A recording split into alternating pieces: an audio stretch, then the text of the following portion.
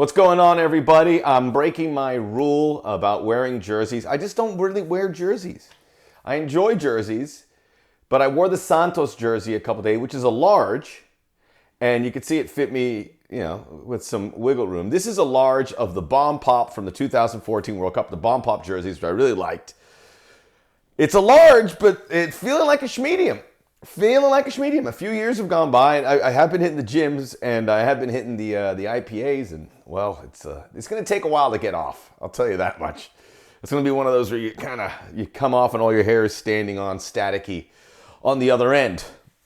But it's time. It was as good a time as any here on the Soccer OG. A lot to talk about ahead of USA Mexico. It's here. It's on Friday. And I'm feeling better about the USA's chances because of what's going on in the Mexico camp. So I'm going to talk about 3 big lineup questions for the US, 3 big lineup questions for Mexico, and I think everything hangs in the balance there, quite frankly. I do want to say that I will be in Cincinnati Wednesday and Thursday. I will be with El Tri Online, and we are going to have a massive extravaganza from the pitch just outside TQL Stadium. We are going to have a live stream here on YouTube and on El Tri Online, so check it out Thursday. Wednesday, I'll be popping up another podcast from the stadium. Check out the podcast. It's there with Felipe Cardenas. I've had great conversations with Felipe and Casey Keller, Mariano Trujillo, and everyone about USA Mexico. And I'm giving you some of that information here today to prepare you for this. I wanted to tell you, this is the first time I'm going to Cincinnati. And I was born in Ohio. I was born in Oberlin, Ohio, where my mom was going to school. When I was 5 years old, our family moved to Australia. And from 5 years old to 12, I was in Australia. I grew up as an Australian kid. I don't know if you knew that, but I'm sharing that with you. Wonderful place to grow up. Had an Australian accent. It was beaten out of me by the age of 13 down in Miami. So that's neither here nor there. So, it was for me. When I was 5, when I was like 6 or 7, I'm going to date myself. It was the Super Bowl between the 49ers and the Bengals, the first one. And I was watching it early in the morning, and I loved the Bengals helmets. They were so cool, the tiger stripes. And my dad goes, "You were from Ohio, so you could be a fan." So I became a Bengals fan. And then after 15 years of misery, I said, "I'm no longer a Bengals fan. That's it. I'm done with it." So there's my Cincinnati story. So check out the podcast. It's out right now with Felipe Cardenas. Come join us. Let's have a beer. Thursday, I'll be around town. And please like and subscribe this video.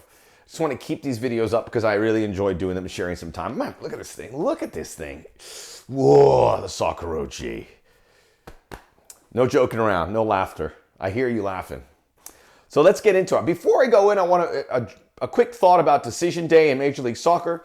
My club falling short, LAFC. I feel better now. I was miserable yesterday. Or I was miserable all day today, and I was miserable Sunday night. Taping this on a Monday. So this does play into the USA-Mexico build-up, and it was a strange year. I mean, not having either LA club, not having 3 California teams, not having 3 Texas teams. All out. The East, the 2 New York teams made it, Atlanta made it, Nashville made it, which is good news because we have 10 players on this U.S. men's national team that are on MLS rosters, and I know that drives people bananas. They probably think that's 10 too many. But we need those MLS players, and a lot of them are going to play on Friday and then again on Wednesday. Paul Arriola, Ricardo Pepi, Sebastian Lletget, Christian Roldan, Miles Robinson, who probably won't be in MLS much longer, Walker Zimmerman, who we'll talk about here shortly, Sean Johnson, who got on the roster, playing very well for New York City FC as the 3rd goalkeeper, Matt Turner, either the 1st or 2nd, Kellen Acosta, who was fantastic as a left back for the Rapids against LAFC, and Jesus Ferreira. 10 guys of the 25 that were called in.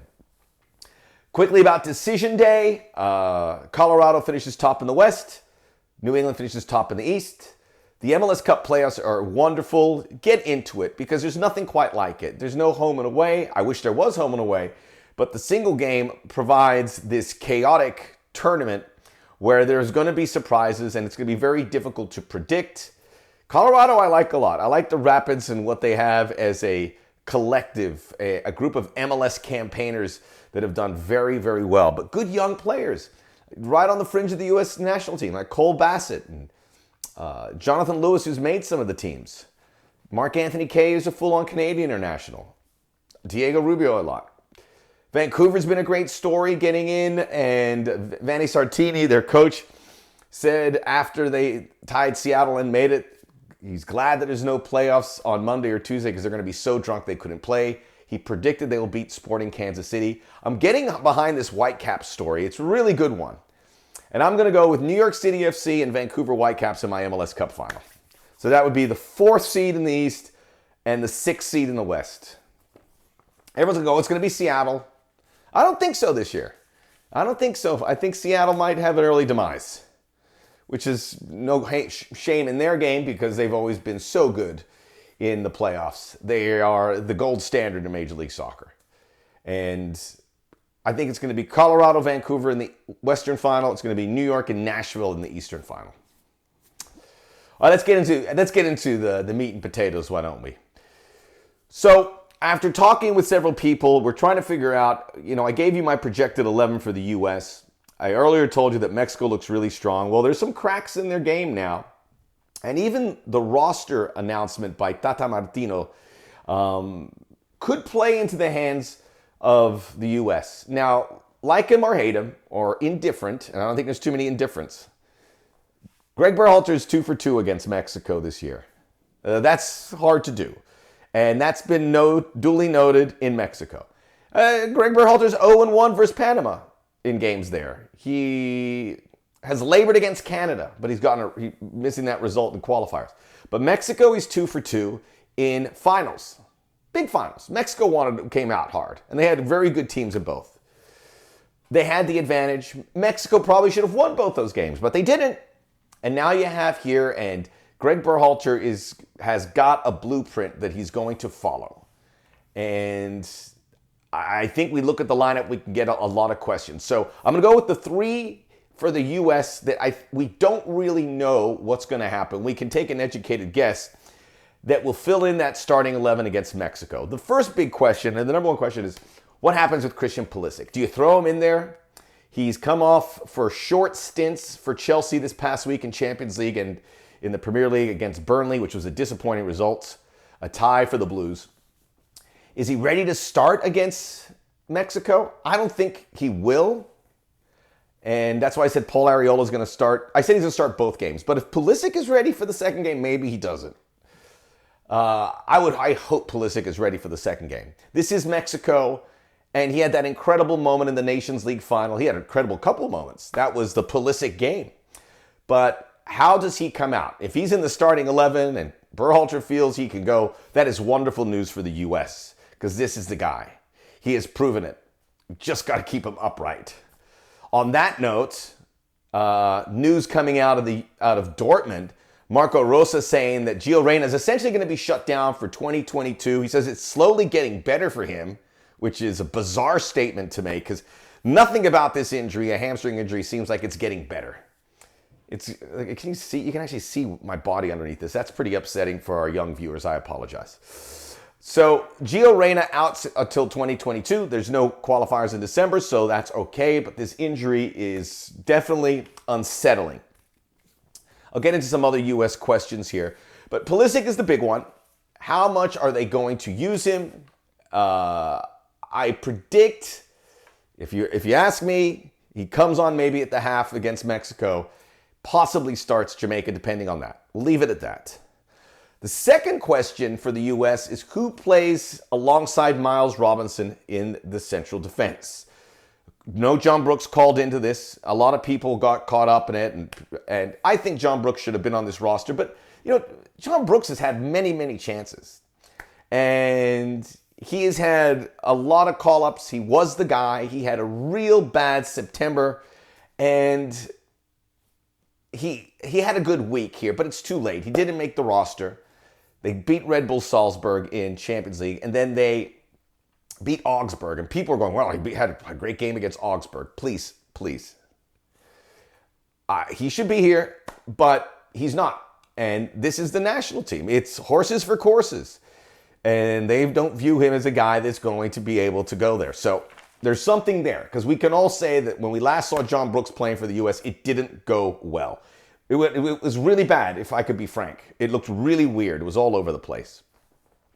So who's it going to be? Chris Richards? Walker Zimmerman?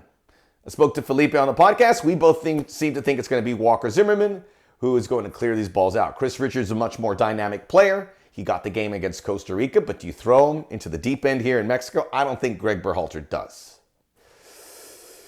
The third question for the U.S. is, who plays right back? Serginho Dest is out of this one. You have three options: Reggie Cannon, DeAndre Yedlin, Joe Scally. So I was also talking to Felipe, and I have a projected 11, and we're saying we're not going to put kids in there. We can't let the teenagers. I have three teenagers in my starting 11. Scally, Musa, and Pepe. Pepe's the definitive. We'll get to Musa in a second because Adams, McKennie, and Musa make sense. Gianluca Bucio's looked really good. Could he play a different role? He's coming off maybe his best game for Venezia, beating Roma, taking set pieces.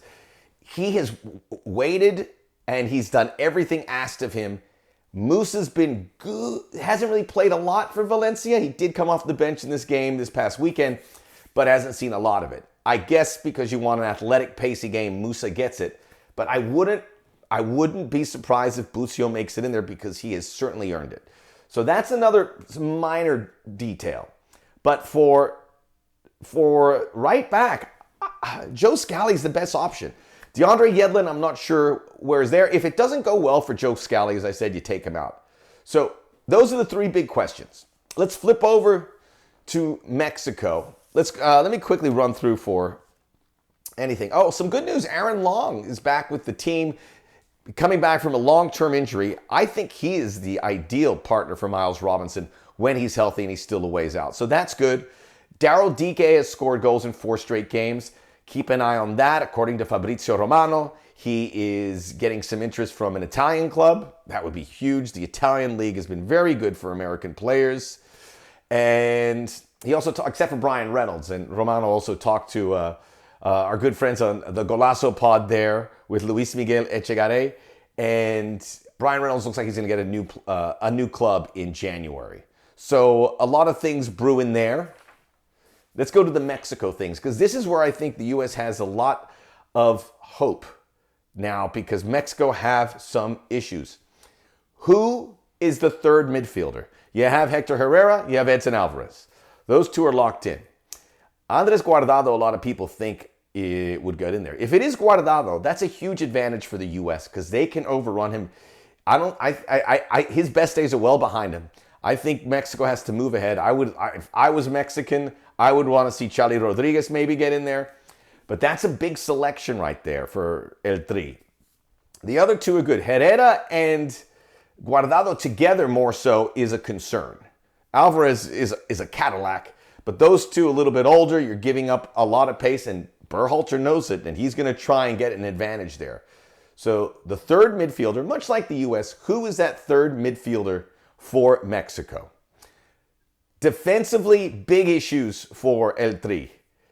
Nestor Araujo suspended, and now Cesar Montes, who would have been, I think, his natural replacement, injured for Monterrey in a game against Club America. So you have to go further down the pecking order. Hector Moreno is obviously going to be there, but who goes in there? There's a couple options. Johan Vasquez, who has been untested but plays in Italy at Genoa, seems like the guy. Cata Dominguez, who played right back in the last Mexico game, definitely older in the tooth. Maybe he moves centrally, which would mean the right back would be Jorge Sanchez, I think.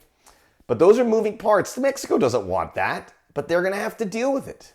So these are big questions right now, and Mexico has to respond. And the other one is who do you leave out in attack? Who do you leave out? Because it is extremely dynamic. Raul Jimenez, Rogelio Funes Mori, Tecatito, Chucky Lozano. You play 3 of them. You can't play all 4. I think it would be Chucky, Tecatito, and Raul Jimenez. That's bad news for Rogelio Funes Mori, who's done everything to maintain that spot. See you guys in Cincinnati. I'm so excited. I will not bring this jersey. This was a one-off. This was worn by Clint Dempsey at the World Cup. I'm just kidding.